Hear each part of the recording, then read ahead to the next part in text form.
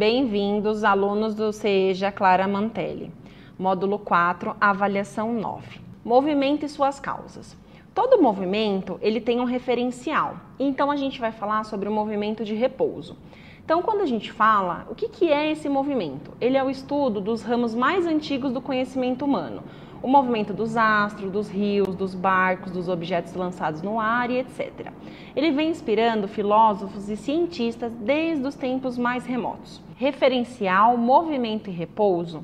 Foi no começo do século XVII, o físico italiano Galileu Galilei introduziu o princípio da relatividade do movimento, observando que o estado de repouso ou movimento só pode ser definido quando comparado com algum outro ponto de referência. Ou seja, não existe um ponto de referência absoluto com base no qual todos os outros movimentos podem ser medidos. Então, como que a gente vai entender isso? Quando você está sentado no banco de um ônibus, por exemplo, você está parado em relação ao banco, mesmo que o ônibus esteja se movimentando em relação à rua, aos postes ou ao ponto de ônibus. O próprio banco está parado em relação ao restante do ônibus, a catraca, por exemplo, mas em movimento em relação aos postes ou às pessoas na rua. Nesse caso, a rua, os postes e o ponto de ônibus podem ser considerados pontos de referência ou referenciais, em relação aos quais vai se analisar se um objeto está parado ou em movimento. Portanto, o movimento é relativo, ou seja, depende do referencial adotado. Assim como vemos na figura, o ônibus está em movimento, as pessoas que estão dentro do ônibus estão em movimento ao referencial de fora, as pessoas na rua, o rapaz sentado na grama. Sempre que se fala em movimento, é preciso definir um referencial, isto é, falar de movimento em relação a quem ou ao que. Disse que um objeto está em movimento em relação ao dado referencial quando a sua distância em relação a esse referencial varia ao decorrer do tempo também. Se um corpo está em movimento à medida que o tempo passa, sua posição em relação ao referencial vai mudando. O conjunto de todas as posições que o corpo ocupa no espaço durante o seu deslocamento é chamado de trajetória. Como o movimento do corpo depende do referencial adotado, sua trajetória também depende desse referencial. Como vemos na figura, eu tenho um objeto sendo lançado de uma asa delta. Então, conforme a pessoa joga esse objeto, ele tem aquele tempo determinado até cair no chão. Então, isso nós chamamos de referencial da sua trajetória. Quando falamos de velocidade, algumas vezes, saber se um corpo está ou não em movimento não é o suficiente. Porque, em outras situações, no entanto, é necessário também conhecer o tipo de movimento que ele está fazendo. Ou seja, se ele é reto, ele é curvo, ele é rápido, ele é lento, ele é uniforme ou ele é variado. Para definir se um movimento é rápido ou lento, os físicos criaram o conceito de velocidade.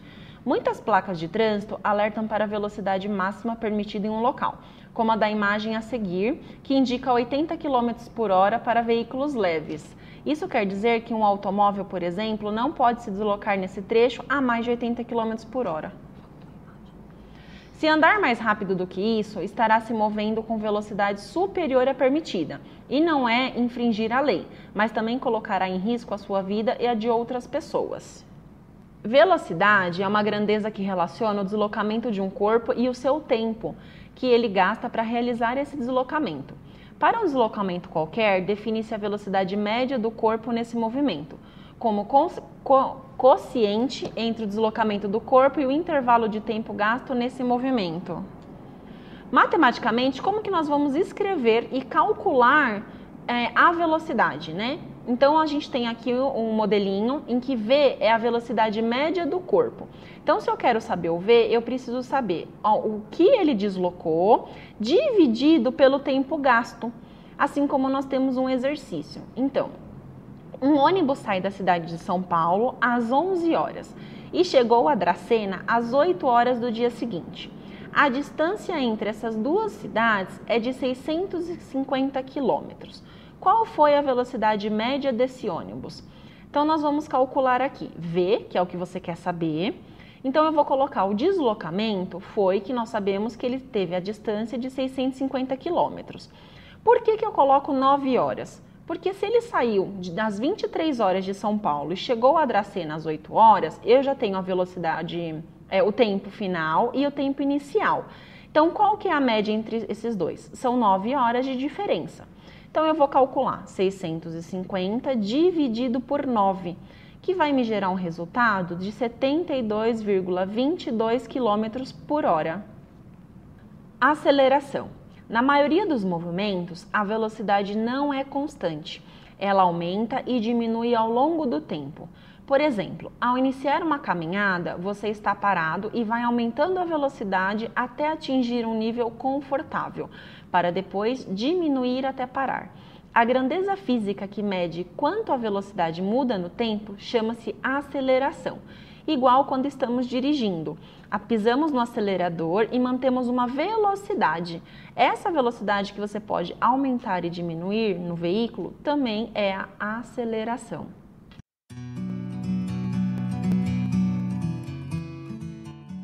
Força. O movimento e força são conceitos que fazem parte do dia a dia em diversas situações. Você já parou para pensar que quando está dentro de um trem ou ônibus e ele freia bruscamente, você tem que se segurar para não ser jogado para frente? Nunca parou para imaginar como isso acontece, né?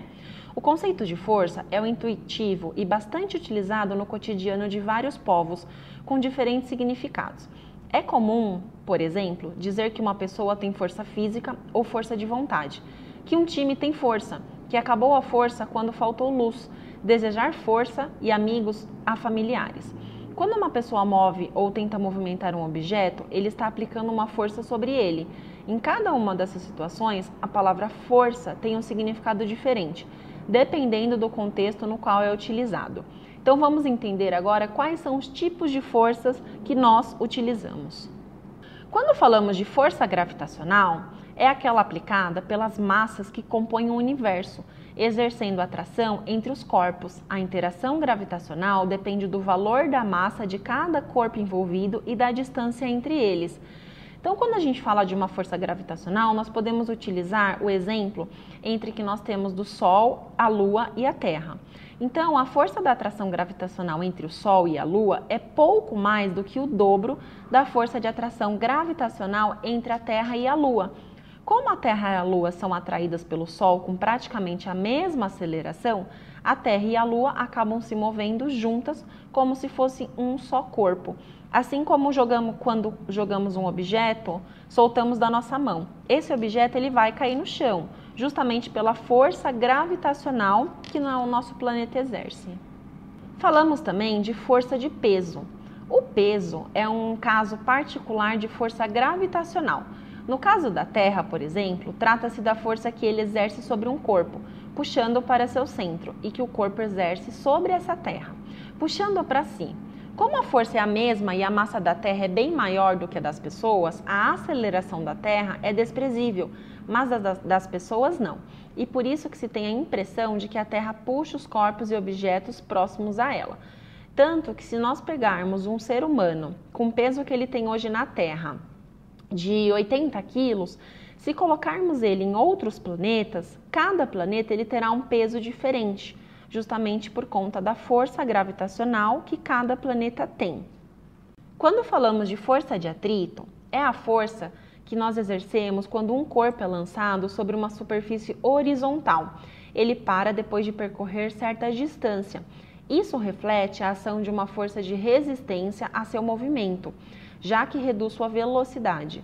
Essa força recebe o nome de força de atrito. Portanto, a força de atrito é uma força de resistência que se opõe ao movimento quando uma superfície desliza sobre a outra.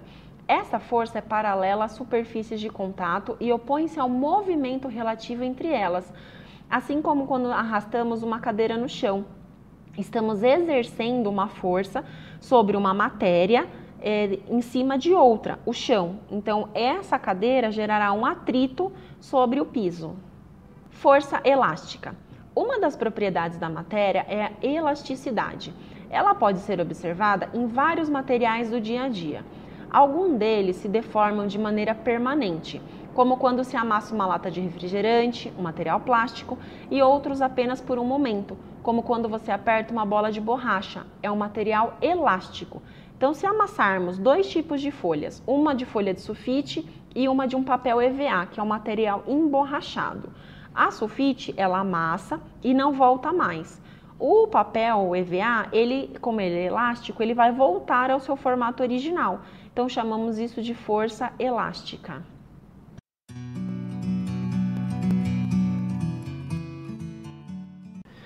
O conceito físico de força foi bem definido pelo físico e matemático inglês Isaac Newton, com base nas ideias de Galileu.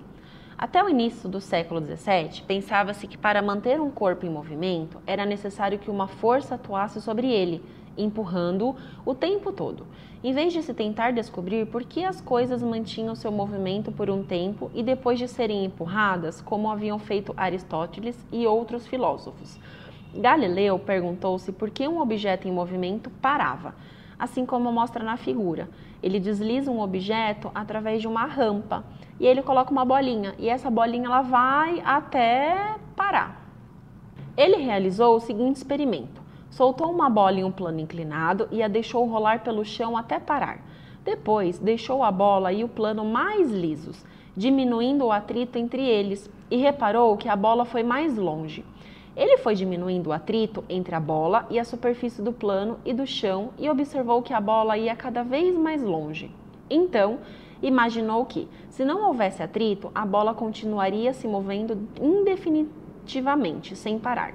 Com base nesse e outros experimentos, Galileu notou que é necessária a ação de uma força para parar um corpo em movimento, movimentar um corpo parado, aumentar ou diminuir a velocidade de um corpo, modificar a direção do movimento de um corpo. Assim, ele concluiu que um corpo que está parado permanece parado e um corpo que está em movimento permanece em movimento, a menos que uma força seja aplicada sobre eles, ou seja, a aplicação de uma força modifica a velocidade de um corpo. Ampliando as observações de Galileu, Newton propôs uma definição de força com base em seus efeitos. Em linguagem científica, força é todo agente físico capaz de modificar a forma ou a velocidade de um corpo, assim como vemos na figura. Tem uma criança em um balanço, quanto mais força ela exerce sobre as pernas embaixo do balanço para pegar impulso, mais força ela tem e velocidade. A primeira lei de Newton se trata do princípio da inércia. A primeira lei de Newton é, de certa maneira, uma confirmação das ideias de Galileu. Ela estabelece o que acontece com o corpo quando não atuam forças sobre ele, ou quando a soma de todas essas forças ela é nula. Assim, se não há forças atuando sobre um corpo, ele tende a permanecer em repouso. E se a força resultante que atua sobre um corpo ela é nula, ele tende a manter a sua velocidade constante em intensidade, direção e sentido. Quando você está andando, por exemplo, em um ônibus, carro ou uma moto, e o motorista freia de repente, você é jogado para frente pela inércia. Então, o que seria essa inércia? A inércia é uma resistência à mudança de velocidade e está intimamente ligada à massa do corpo. Quanto maior a massa de um corpo, maior a dificuldade em alterar a sua velocidade e, portanto, maior a inércia desse corpo. O princípio da inércia ensina por que é preciso utilizar o cinto de segurança. Em uma colisão frontal, por exemplo, assim que o carro bate, passa a agir sobre ele uma força que o faz parar imediatamente. Em razão da inércia, porém, o corpo do motorista e dos passageiros continuam a se movimentar para frente. A função do cinto de segurança é a de fixar o movimento, de fixar o indivíduo ao banco, não permitindo que o efeito da inércia o lance contra o painel do carro. Como vimos logo no começo dos slides, a gente falou sobre movimento, né? Então, o corpo, se ele está se movimentando, o carro está em movimento, essa pessoa está em movimento no carro. Quando tem essa parada brusca, ele é lançado para frente. Então, chamamos isso da lei da inércia, essa parada bruscamente desse movimento. Segunda lei de Newton, princípio fundamental da dinâmica. A segunda lei de Newton prevê o que acontece quando uma força resultante da soma das forças que atuam sobre um corpo não é nula. Nesse caso, a velocidade do corpo muda de intensidade, direção ou sentido, ou seja, quando se aplica a um corpo uma força suficiente para vencer a sua inércia, ele acelera. Newton afirmou pela segunda lei que a alteração na velocidade de um corpo, essa aceleração, depende de dois fatores, que são A força, que nós classificamos como F, aplicada ao corpo, quanto maior a força aplicada ao corpo, maior será a mudança em sua velocidade, a sua aceleração. Ou da massa, classificamos pela letra M do corpo. Quanto maior for a massa do corpo, menor será a variação em sua velocidade, ou seja, a aceleração. E a terceira lei de Newton significa o princípio da ação e reação. Newton também percebeu que é impossível exercer uma força no vazio, ou seja, toda força atua sobre algo.